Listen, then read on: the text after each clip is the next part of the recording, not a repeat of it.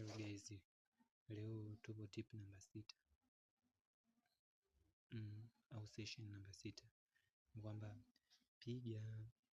piga power discipline kila siku.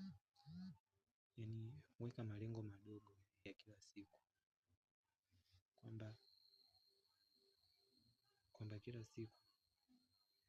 kwamba kila siku kwamba leo nataka kufanya kitu kimoja kitakachonipeleka kwenye milioni yangu,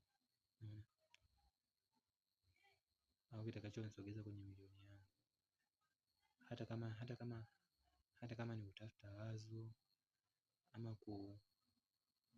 kupanga bajeti au kuandika content.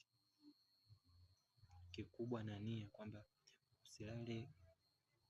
usilale bila hatua, ambapo siri yake ni kwamba wale wanaokuwa kidogo kidogo ndio hao mwisho wa siku